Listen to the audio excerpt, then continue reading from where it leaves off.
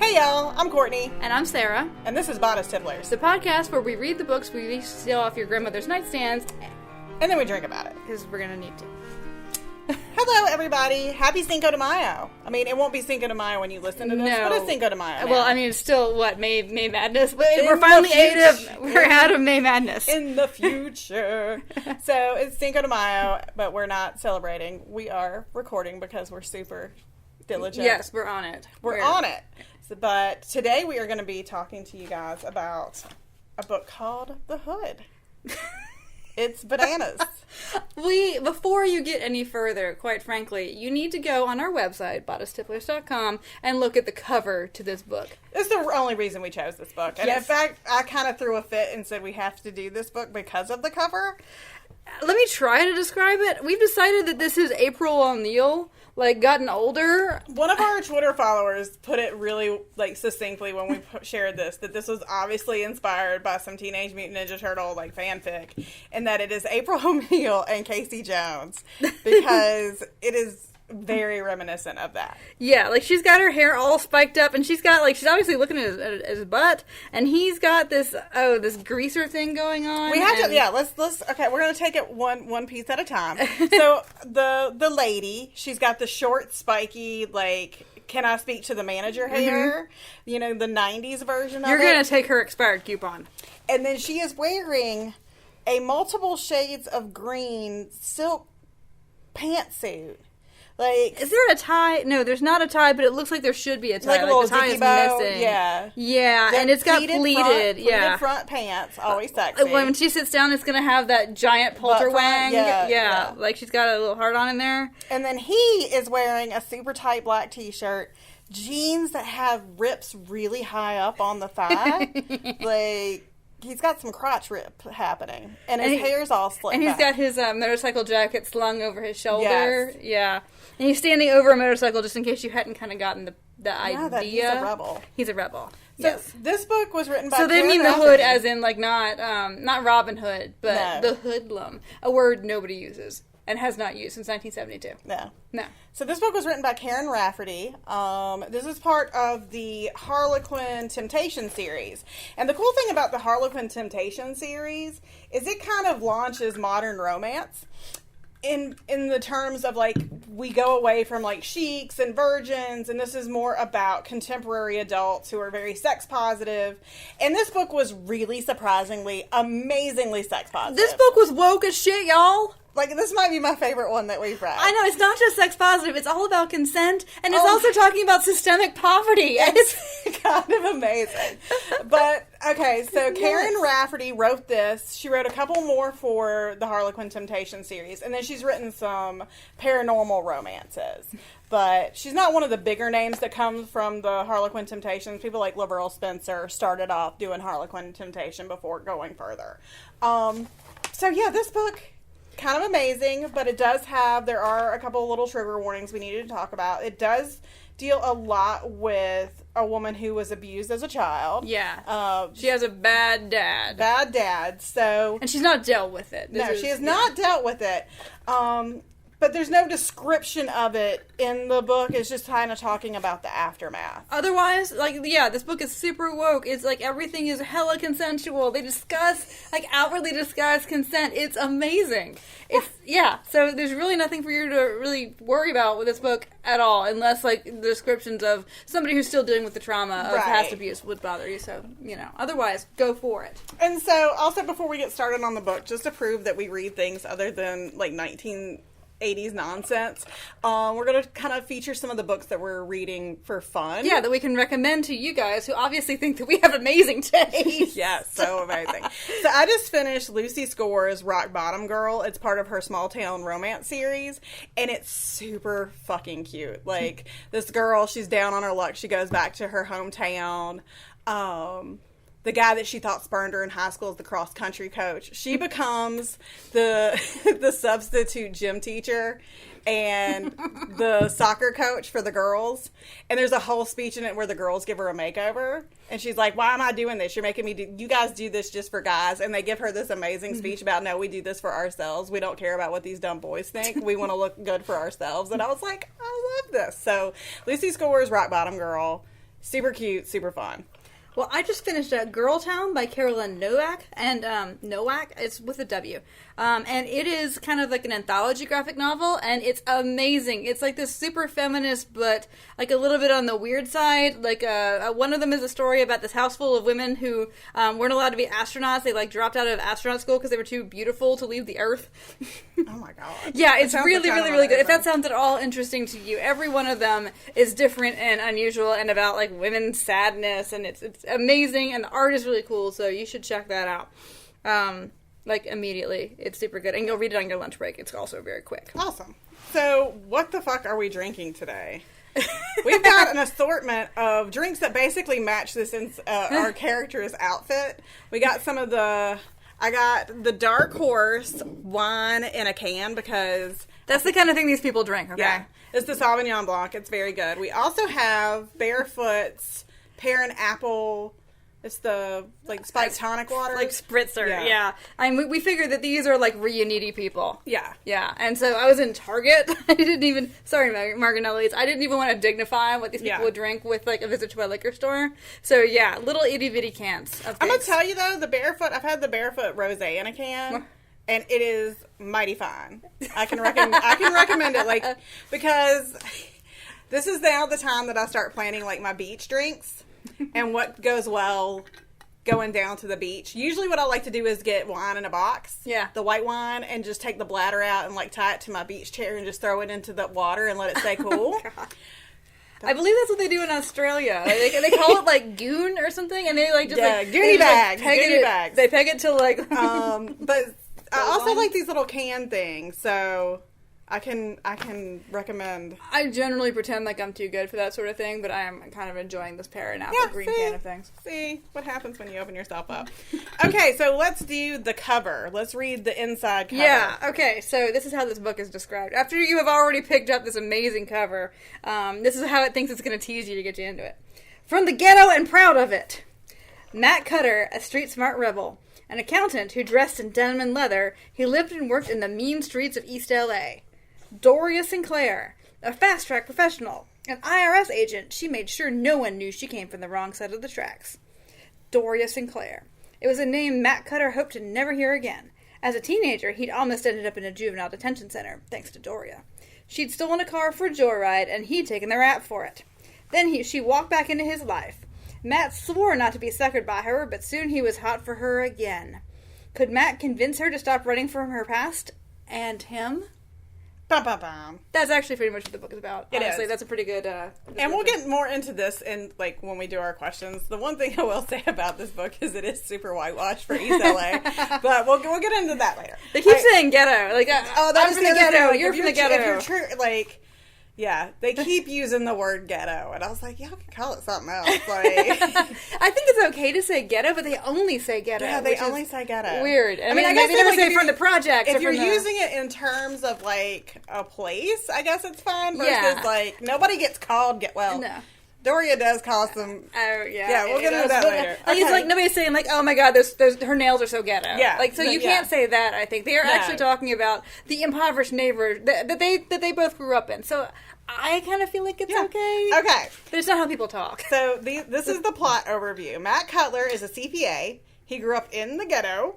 He still lives in the area and hires at-risk youth to work for him in his LA firm. So Doria Sinclair grew up with Matt and has become an IRS treasury agent. She's very by the book and polished. She's going to say that she is an IRS treasury agent a lot.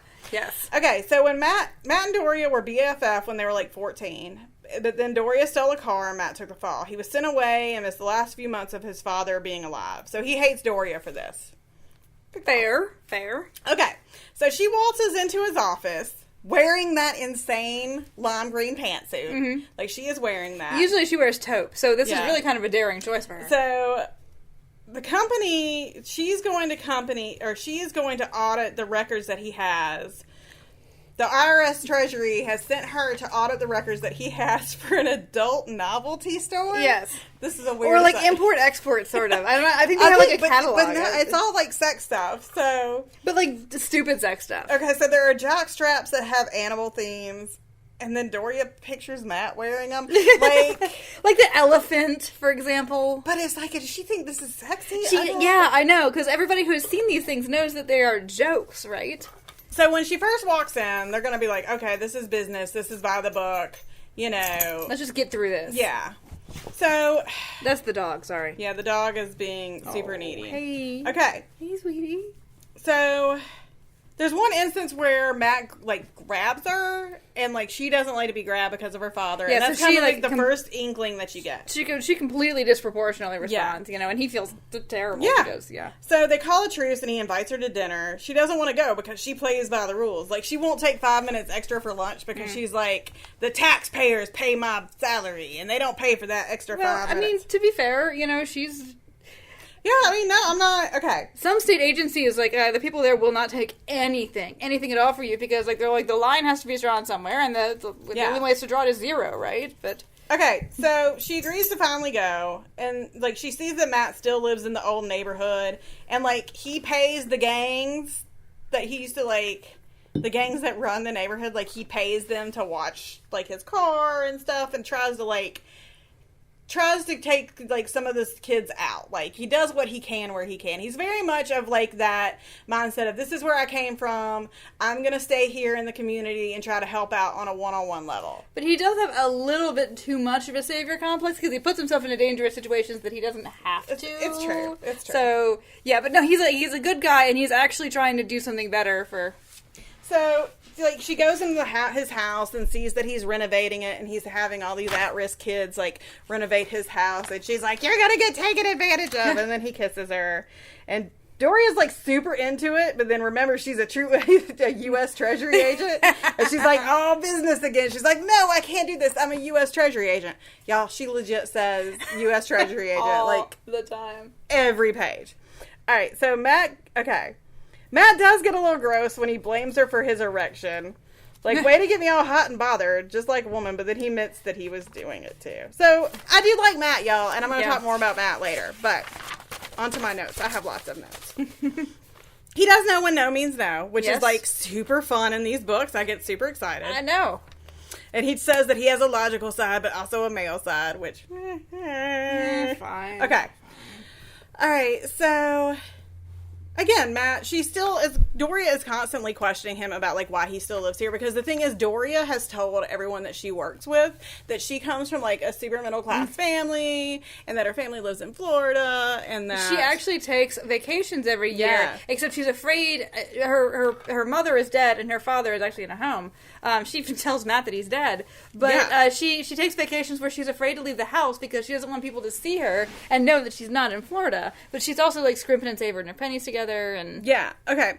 So he does tell her that he legit hates her. She freaks out, and he wants to know what happened, you know, because he took the rap for this. When the car got stolen, he took the rap. He got put in juvie. He missed the last few months of his dad's he didn't actually. life. I think he went into an intervention. No, he to, went to, like, Colorado. Yeah. Okay. But yeah, his dad was dying, and he wasn't there. She tries to leave, but he stops her, and she says that if she had been arrested again... She'd been put in foster care, and he forgives her, and they hug it out, and she's crying. And he tries to kiss her again, but she's, again, all business. I'm a U.S. Treasury agent. Okay, Doria's apartment sounds wild, y'all. We go to Doria's apartment. It's simultaneously earth tones and pastels. Yes. So I guess what that means is... It's like a beach house that you rented in Myrtle Beach in 1992. Yeah, like, it's got to be all taupe. This woman wears a lot of taupe. And so I'm guessing it's, like, taupe with, like, the light pinks and the light blues. Yeah. Yeah, like little, like, paintbrush kind of streaks of it, like, on her chair covers. Like, yeah. Okay. There's actually a scene later on, I'm not even sure where it is, but it's a sex scene where it is clear that she is wearing pantyhose under her side entry pants. Yeah, her slacks. Yeah. Okay. Yeah, and he got to discover that on his way in there. Okay, so... Matt's, like, super into her. She shows up late, and he gets freaked out, worrying about her. He threatens her job if she doesn't check in. I'm gonna try some of this black cherry hard seltzer. Pause for the... Oh, yeah. This is what we're drinking today. It's going to be awesome. Okay, so Matt has hired... It's not purple. A guy... It's clear. It's like a it's a flavored tonic. Well, yeah, but come on, it looks like it's going to be purple. Okay, anyway, it's like a Canadian dry that's alcoholic, I think. All right, so Matt has hired his office assistant is a guy named Ulyss. And so Matt freaks out on Doria because she shows up late. Ulyss is all like, he blew up because he cares. Matt is one of these, like, super caring, like, too good for this world, like, can't exist dudes. But Ulyss is actually a gang leader, which is... Yeah, he was a gang leader, but he's out of the game. That comes up later. Oh, okay. Sorry. All right, so Doria and Matt are mad at each other, and then she gets taken to lunch by Matt's sexy friend Raoul, who somehow is a lawyer, but is featured in all the magazines. He's such a famous lawyer that she knows who he's like, that he's divorced, I think. He's a very Danielle Steele character. Yes, like he is. Very He Danielle seems like he doesn't Steele. really belong in this book. No, it's like he wandered in off the pages of Danielle's book, and he's like, oh, hey, the hood. I'm going to make a pass-through before I go to this next book. But he does take her to like a real Mexican restaurant, which is awesome. Yeah, because well, I guess he is like Ulyss is African American, and Raoul is obviously Mexican American. So we do have some people of color in this book. we do. Who all grew up in the same neighborhood, Yes. which is Okay, so oh god, I forgot about this. Okay, so Matt's all mad and he doesn't know what to do. So Ulyss. Oh, this is great. I love this so hard. Ulyss gives Matt a romance novel for some tips.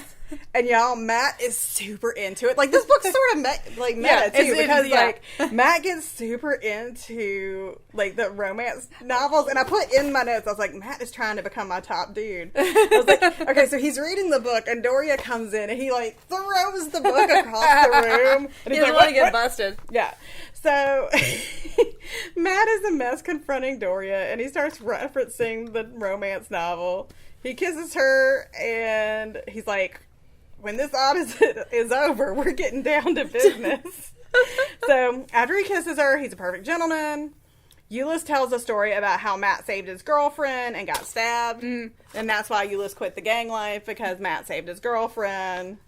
All right, so Matt becomes addicted to romance novels and like ends up with a whole closet of them. Matt, it should be mentioned, Matt is trying to stop smoking, so this might be an explanation for this behavior. Yeah. He and Ulyss have a thing going where they, it's a $500 bet. Right. So, like, it's all these things that Matt is trying to do to stop smoking. So that it might explain why But he reads also, so many Matt, I Harlequins. think, like, sets it up to lose does. the bet. Yeah, because he wants to give Ulyss the $500 needs bucks. a car, and the car is $500. Okay. So there's file discrepancies with the sex toy company. And that means they're going to have to, like, sneak around the warehouse. Well, and it's actually done in a way that you can completely understand, like, what's going on. I like it was surprisingly realistic for a treasury thing. Like, obviously what's happening is that what's on the bills of lading, like the import-export stuff, is, like, it says one thing. It says, like, oh, costume whatever. But on their actual POs or whatever, it says cat suits. Which obviously is the same thing, but like she needs to make sure that they're not somehow smuggling stuff in, or cheating on their taxes. Okay, so it's very reasonable, actually. While they're there, Matt tries to get Doria involved. He's part of this group of like professionals who go back into the community and try to raise kids up. And Doria is like, nope, no thanks, I don't care. This comes up a lot. So, and he's like, actually, he explains systemic poverty to her. Yeah, she's but like, then she says that he's like. Systemic poverty comes up a lot, and in a really, like, understanding way of it. Like, this thing is woke as shit, y'all. I mean, I'm imagining Carin Rafferty is obviously a white woman, but, like, she's a white woman, like, it's not just, like, well-meaning white lady. Right. I mean, there's a little bit of well-meaning white lady happening with it, it's but, not like like, white savior, but it seems like somebody who actually understands. Like, because I want to say that Doria says something about hookers, and Matt's like, I mean, they're selling their bodies because, like, this, and this, because of, like, systemic inequalities, and it is a surprising thing to see in a romance novel with 200 pages. This other thing happens where they try to get into the warehouse, and there's a warehouse guy, his wife's pregnant, but because the warehouse, like, director is such an asshole, he can't be there for his wife. Well, he heard the IRS was coming. Yeah, and so what happens is Matt gets on the horn with this guy and starts being really, like, chauvinistic and gross, and is like, I got this lady IRS agent, and then, like, apologizes to Doria, and he's like, I had to play it that way because of this. Like, I was like, what is happening? What is happening in this book that is so self-aware? I was just like, oh my god, Matt. I think we readjusted Courtney's dials. So, yeah, okay. So, yeah, I was like, in my note, I was like, oh, it's a ruse to help get the warehouse worker out. He admits to chauvinism. Good job, Matt. All right. They're rifling through the sexy goods at the warehouse. And it's a really big warehouse, so please understand that this is not by the office. Yeah. Like, they're way out in the warehouse. And then Matt starts feeling on her boobs. And I put, okay, Matt is doing it for me a lot. He puts her hands on his abs and lets her make the decision to put her hand on his junk. He waits for permission to do stuff. I put, go consent. I was like, it's called a penis and not a turgid member. Yes, it is. They said the P word. They really did. Okay, so the time for, like, dumb romance novel misunderstanding. So Matt gets her off. And this is actually a hot scene, y'all. This is... Like, yes. Okay, so Matt gets her off and then pushes her off of him. Basically, so he doesn't come in his pants. Because he doesn't want to be walking out of there with her. He didn't want to embarrass her professionally. Because he's supposed to be an accountant and she's supposed to be a treasury agent. And so she thinks she did something wrong and runs away. Because she thought she was so dirty. She calls him a pervert and then, like, runs away. I was like, fucking Doria. But it's time, it's that point in a romance novel. Yeah. You know? But I mean, yeah, okay, so Doria has a friend named Kathy. Kathy, like, talks to Doria about what's going on.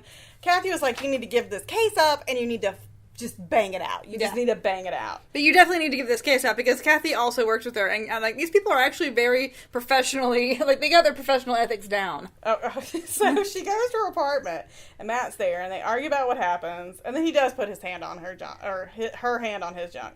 He explains what happened and then he rips his shirt off a la romance novels to get her to admit that she wants to bang. So, he's muscular and hairy, so we know. She jumps on him and then, quote-unquote, meows in pleasure. Oh, yeah, she's... Okay. She is on it, and by on it, I mean she is on it. So, Doria is thirsty for it. I think they do it. They do. They do it on the floor. Yeah. After they do it, she says she has to quit. Matt says it's dumb. It won't happen again.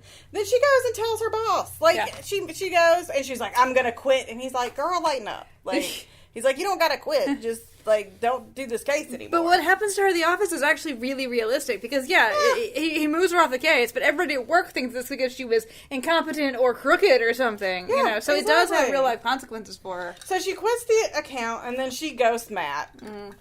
Matt thinks she has quit and goes over, like, she's quit her job and goes over to the apartment. And I was like, God, y'all, Doria is a lot of emotional labor. Yeah. Okay.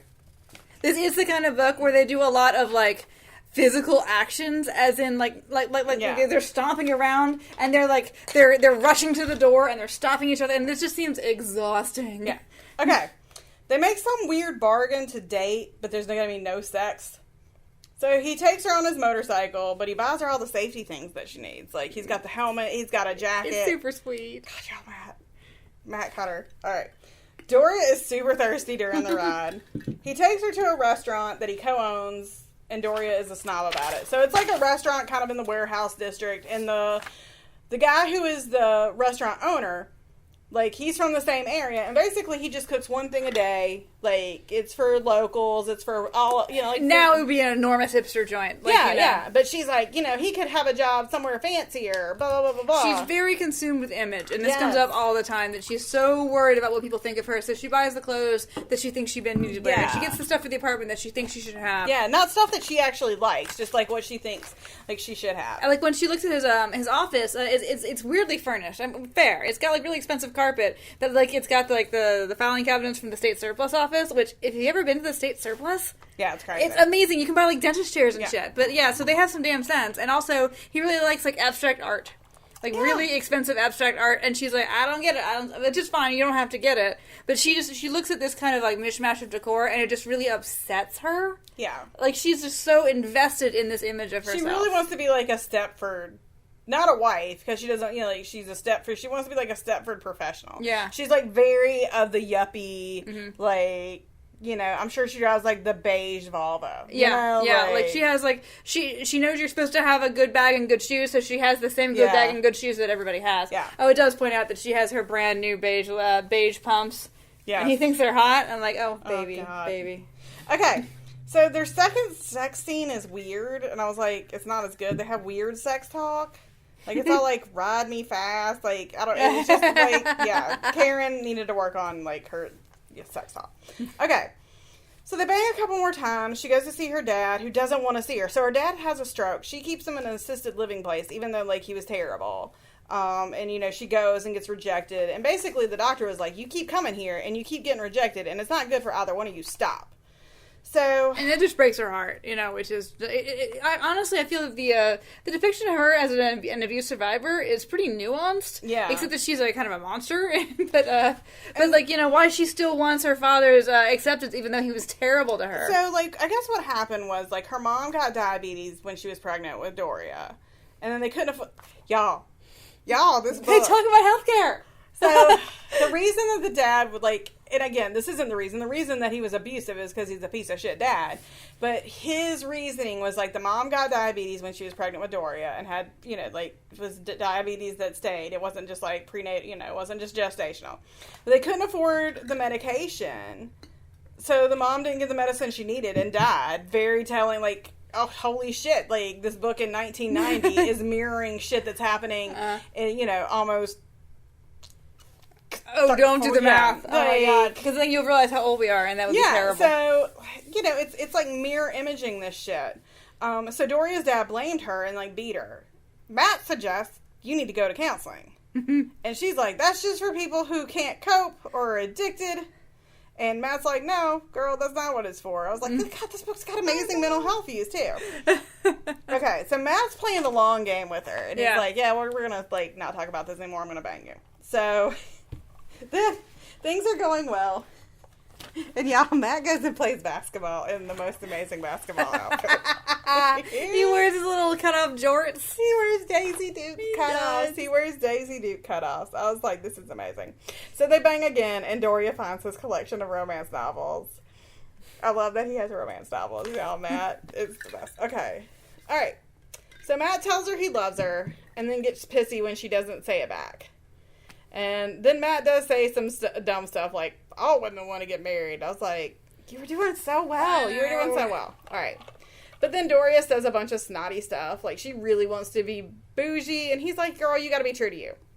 So they keep having these fights about image. So one night, Matt gets really dressed up to woo Doria.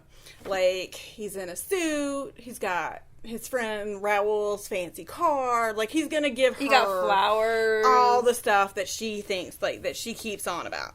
So, he stops to get champagne at a place near Doria's. Not in his neighborhood, but near Doria's.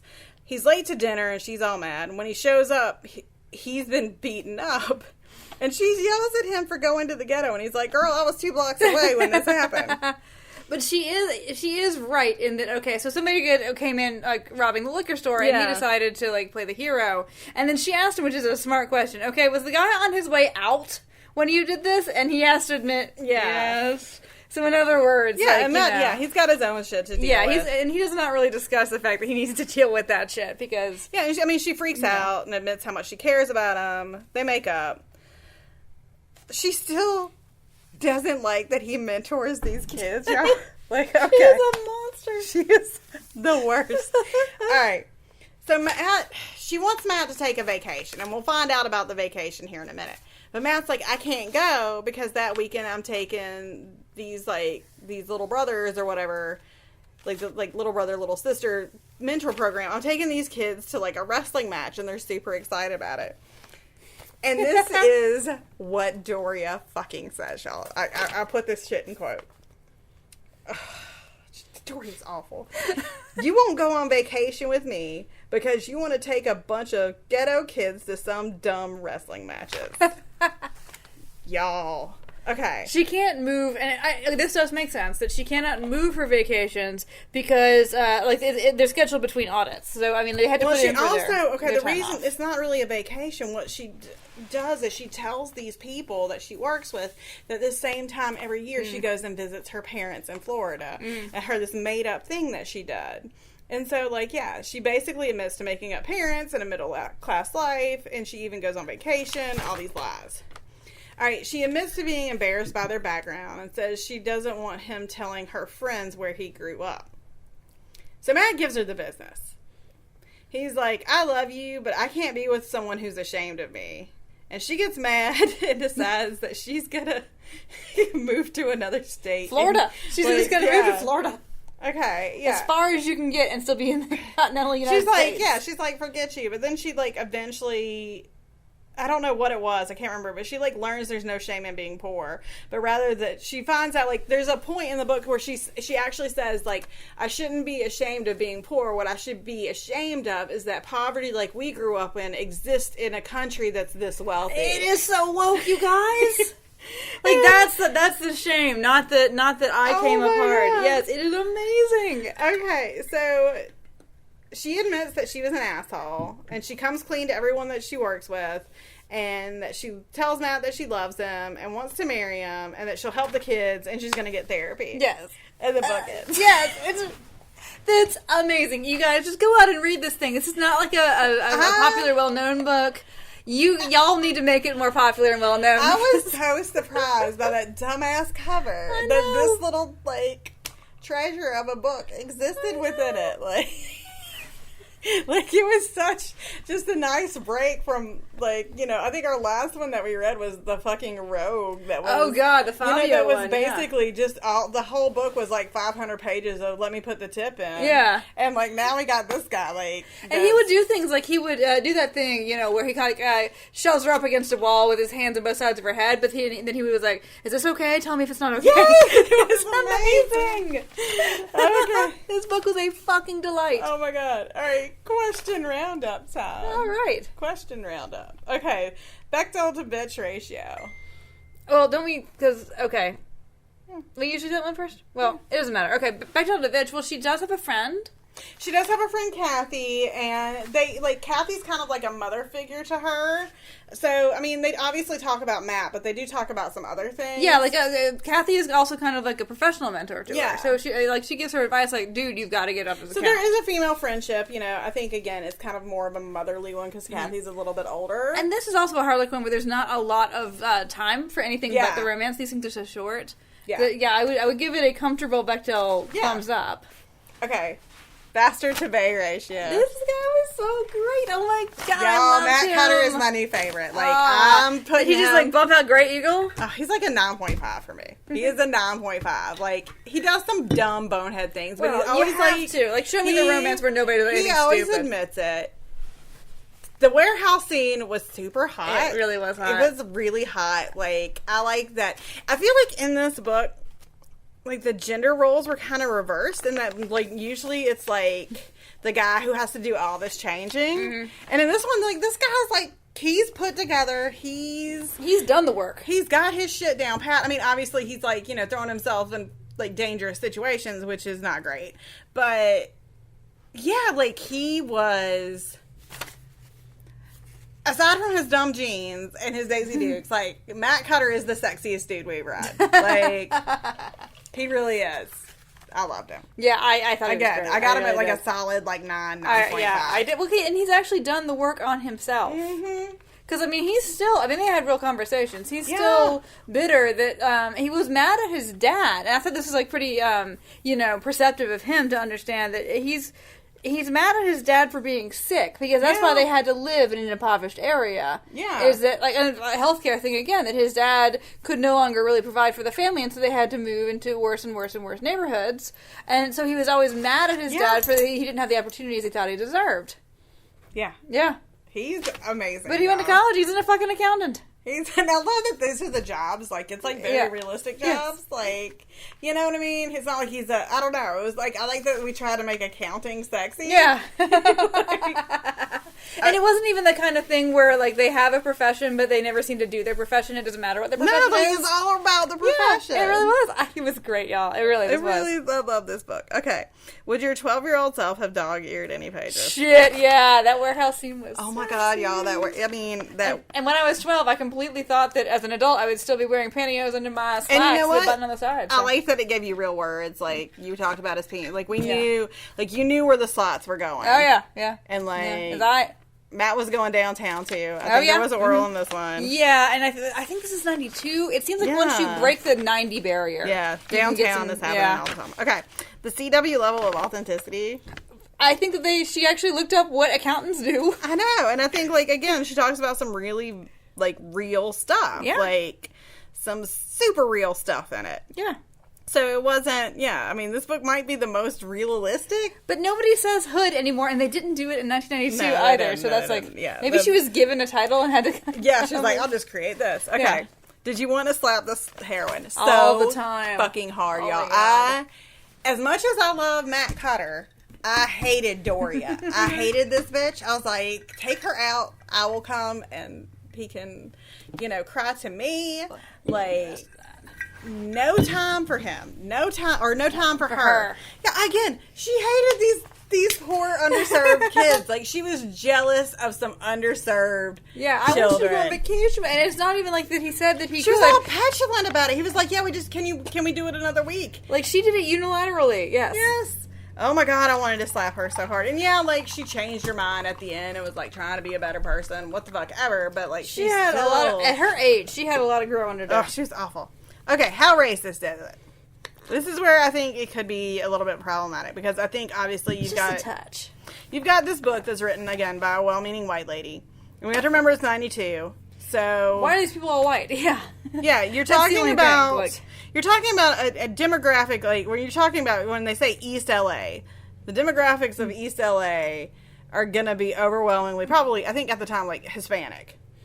And you get Raoul. Because Central is more black at the time. So, East LA is... I'm not sure, yeah. Yeah, East LA is Hispanic. So, I mean, I don't know. Maybe, like, I feel like maybe Carin Rafferty was like, I'm going to sneak some social issues into this book for, like, white housewives to read. But, I mean, there are people of color in the book. Yeah. So there is some sort of representation. I mean, it would have been nice if, like, Matt Sinclair had been, like...